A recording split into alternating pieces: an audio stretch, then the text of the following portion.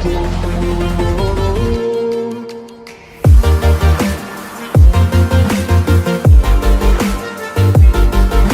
Students, स्वागत है आपका एक नए लेसन में। तो पिछले लेसन में हमने बात की थी importance of PSC in everyday life and all about salt. तो आज के लेसन में हम शुरू करेंगे कुछ इंटेक्स क्वेश्चंस और उनके आंसर हम डिस्कस करेंगे। मेरा नाम है प्रशांत और आप देख रहे हैं शिक्षा ट्यूब। तो चलिए शुरू करते हैं। तो इस चैप्टर में पहला इंटेक्स क्वेश्चन देखते हैं। You have been provided with 3 test tubes, one of them contains distilled water and the other 2 contain an acidic solution and a basic solution respectively. If you are given only red litmus paper, how will you identify the contents of each test tube. तो इस question में हमें 3 test tube दिए हैं, जिनमें से एक में डिस्टिल्ड वाटर है और एक में एसिडिक सोल्यूशन और थर्ड में है बेसिक सोल्यूशन। और इनको टेस्ट करने के लिए हमें सिर्फ एक ही इंडिकेटर दिया है, जो कि है रेड लिटमस पेपर। तो हमें ये पता है कि रेड लिटमस पेपर जो होता है वो बेस के कॉन्टैक्ट में आने के बाद ब्लू टर्न हो जाता है, एसिड के कॉन्टैक्ट में आने के बाद उसका कलर रेड ही रहता है, और डिस्टिल्ड वाटर के कॉन्टैक्ट में वो आएगा तो there will be no change in the colour. Next question देखते हैं। नेक्स्ट क्वेश्चन है, why should curd and sour substances should not be kept in brass and copper vessels। तो कर्ड में और sour substances में एसिडिक प्रेजेंस होती है, इसलिए जब भी हम उसको किसी मेटल कंटेनर में रखेंगे, जैसे कि कॉपर या ब्रास कंटेनर में रखेंगे, तो वो उस कंटेनर के मेटल के साथ, उसकी वॉल्स के साथ रिएक्ट करके खराब होने के चांसेस बहुत ज़्यादा हो जाते हैं। इसीलिए हम कर्ड या कोई भी sour substance कॉपर या ब्रास वेसल में नहीं रखें। नेक्स्ट क्वेश्चन है, which gas is usually liberated when metal reacts with acid, and it also says illustrate with an example. Also, how will we test the presence of that gas? So as we remember, whenever we react an acid with a metal, we always get a salt of that metal and hydrogen gas is evolved। यानी कि जो gas evolve होगी वो hydrogen होगी। और इस gas को test करने के लिए हमने इस चैप्टर में एक एक्टिविटी डिस्कस की थी, जिसमें हम हाइड्रोजन बबल्स को कैंडल के पास लेके जाते हैं, तो हाइड्रोजन बबल्स जो हैं वो बर्स्ट हो जाते हैं। तो इस तरीके से हम हाइड्रोजन गैस की प्रेजेंस टेस्ट कर सकते हैं। तो अब इसका एक एग्जांपल देखते हैं। तो इसका एग्जांपल हो सकता है, when copper reacts with hydrochloric acid, it will give you a salt of copper chloride and hydrogen gas will be evolved. Now to test this hydrogen gas, we will bring the flame of a candle near the hydrogen bubbles and the bubbles will burst, which will confirm the presence of hydrogen gas in this reaction. Next question है, metal compound A reacts with dilute hydrochloric acid to produce effervescence. The gas evolved extinguishes the burning candle.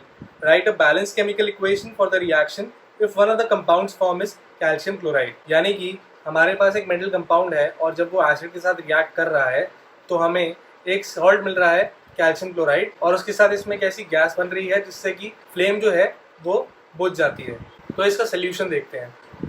तो इस reaction में जैसे हम देख सकते हैं कि X जो है वो एक मेटल कंपाउंड है, जब वो HCl से रिएक्ट कर रहा है तो हमें एक सॉल्ट मिल रहा है कैल्शियम क्लोराइड का, और हमें मिल रहा है कार्बन डाइऑक्साइड। ये वो गैस होगी जो कि आपकी कैंडल की फ्लेम को बुझा देगी। तो हमें पता है कि अब हमारे प्रोडक्ट्स में एक सॉल्ट है कैल्शियम क्लोराइड, और हमारे पास एक गैस बन रही है जो कि है CO2। तो हम इससे गैस कर सकते हैं वो मेटल होगा कैल्शियम, और इसमें कार्बन प्रेजेंस होगी, यानी कि एक कार्बोनेट होगा। तो हम कह सकते हैं the metal will be calcium carbonate in this case. Now if we will rewrite the reaction will look something like this, that is calcium carbonate when reacts with hydrochloric acid will give you calcium chloride and CO2 and water. So next question है, why do hydrochloric acid or nitric acid show acidic properties in aqueous solution whereas alcohol or glucose does not show acidic properties? What is the reason? So इस question में हमें बताया गया है कि हमारे पास HCl और HNO3 जो है उसका एक्वा सोल्यूशन की बात हो रही है। तो हम देखेंगे कि एक्वा सोल्यूशन जब भी होता है किसी एसिड का, उसमें हमेशा H+ आयंस प्रोड्यूस होते हैं, और कोई भी इंडिकेटर किसी भी केमिकल सब्सटेंस की एसिडिक प्रॉपर्टी तभी बता पाता है जब उसके H+ आयंस की प्रेजेंस हो या H+ आयंस उसमें प्रोड्यूस हो रहे हों, यानी कि वो एक वेट एसिड हो। तो हाइड्रोक्लोरिक एसिड और HNO3 का जो एक्वा सोल्यूशन है वो इसीलिए एसिडिक कैरेक्टर शो करेगा। तो हम बात करते हैं अल्कोहल और ग्लूकोज की। तो अल्कोहल और ग्लूकोज में इतनी ज़्यादा OH- आयंस की प्रेजेंस होती है कि वो H+ आयंस की कॉन्सेंट्रेशन से भी ज़्यादा होती है, इसीलिए ये एसिडिक प्रॉपर्टी शो नहीं करते। नेक्स्ट क्वेश्चन है, why does aqua solution of an acid conduct electricity. तो इसका आंसर बहुत ही सिंपल है, because in an aqua solution of an acid there is presence of H+ ions, यानी कि एसिड के एक्वा सोल्यूशन में H+ आयंस की प्रोडक्शन होती है, इसीलिए it conducts electricity easily. Third question है, why does dry HCl will not change the colour of a dry litmus paper. तो इसका आंसर भी बहुत सिंपल है कि दोनों में से कोई भी चीज़ एक्वस नहीं है, यानी कि वेट नहीं है, और ना एसिड एक्वस है ना ही लिटमस पेपर वेट है। तो there will be no presence of H+ ions because there is no aqueous solution of an acid in this case. So it will not change the color of the litmus paper. Next question है, while diluting the acid, why we always add acid to water instead of adding water to the acid? तो इसका answer है कि जब भी हम acid में water डालते हैं तो हमें एसिड की इंटेंसिटी नहीं पता, एसिड की स्ट्रेंथ हमें नहीं पता होती, इसीलिए जब भी हम वाटर डालेंगे तो there is a high possibility कि वो रिएक्शन बहुत ही रिगरस हो और बर्न्स हो जाए स्किन पे। उस रिगरस रिएक्शन की वजह से किसी को डैमेज हो सकता है या किसी की स्किन पे बर्न्स भी आ सकते हैं अगर वो स्प्लैश आउट हो जाए एसिड तो। इसीलिए हम हमेशा वाटर में एसिड पोर करते हैं धीरे धीरे, ताकि even if the intensity or even if the strength of the acid is very high, then also it will not cause any damage to the person. It will not cause a splashy reaction or a rigorous reaction. Next question, how is the concentration of the hydronium ions in a solution affected when we dilute the solution? तो जब भी हम किसी acid का aqueous solution बनाते हैं, यानी कि उसमें वाटर ऐड करते हैं उसको डाइल्यूट करने के लिए, तो जो हाइड्रोनियम आयंस की कॉन्सेंट्रेशन होती है पर volume of acid it decreases, क्योंकि वॉल्यूम ऑफ एसिड बढ़ रही है पर जो हाइड्रोजन आयंस की कॉन्सेंट्रेशन होगी इसमें वो compare to the volume is getting decreased. Hydronium ions की जो कॉन्सेंट्रेशन है वो डिक्रीज हो रही है इस केस में। नेक्स्ट क्वेश्चन है, how is the concentration of the hydroxide ions affected when we add a solution of sodium hydroxide? तो हम जब सोडियम हाइड्रोक्साइड में एक बेसिक सोल्यूशन ऐड करेंगे तो उसकी वॉल्यूम के साथ साथ उसमें जो OH माइनस की कॉन्सेंट्रेशन होगी वो भी इंक्रीज हो जाएगी। तो इस केस में हम ये लिखेंगे, the OH minus concentration in this case will increase as the volume increases. Next question है, you have two solutions A and B. The pH of solution A is 6 and the pH of solution B is 8. Now we have to determine the hydrogen ion concentration will be more in which case, and which will be a basic substance and which will be an acidic substance. तो हमने पिछले कुछ lessons में discuss किया था कि the lower the pH value, the higher will be the concentration of H plus ions and the better will be the acid.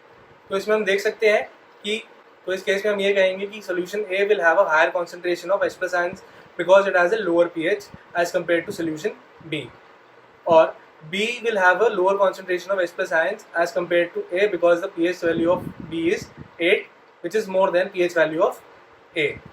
It can clearly be said that solution A is more acidic than solution B. Second question is, what effect does the H plus ion concentration have on the nature of the solution? तो इसका answer होगा, the higher the H plus ions concentration, the more the substance will be acidic or the better the acid, whereas the lower the concentration of H plus ions in a solution, the more basic the solution will be or it will be a better base. Next question है, do basic solutions also have H plus ions?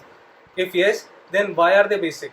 So the answer here is, the OH minus concentration in bases is very high as compared to the H plus ions concentration. So they usually don't show acidic properties, rather they show basic properties.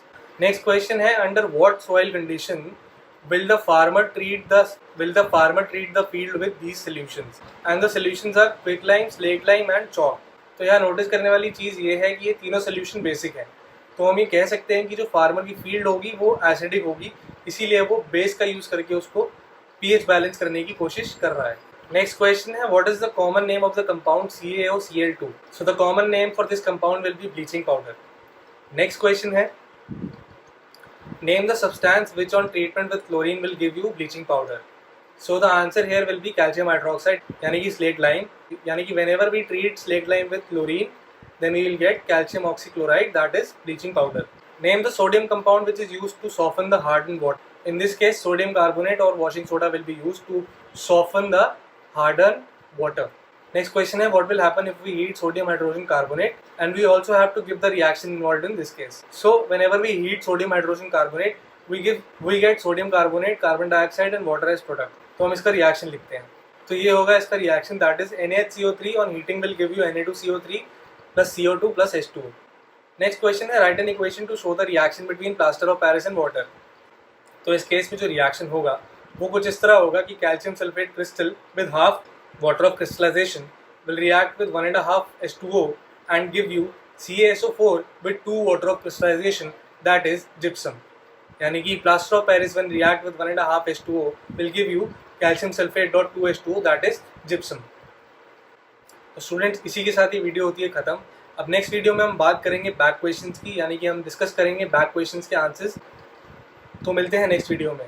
अगर ये video आपको helpful लगी हो तो इसे like ज़रूर करें और अपने दोस्तों और स्टूडेंट्स के साथ शेयर ज़रूर करें ताकि उनकी भी हेल्प हो पाए। और अगर आपने चैनल सब्सक्राइब नहीं किया है तो इसको जल्दी से सब्सक्राइब कर लीजिए ताकि इसी तरह के लेसन्स आपको आगे भी मिलते रहें. Thanks for watching and keep watching. So that will be all for this video.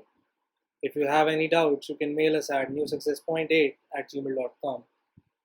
And do not forget to like, share, and subscribe. Also, hit the bell icon for other lessons. Thank you.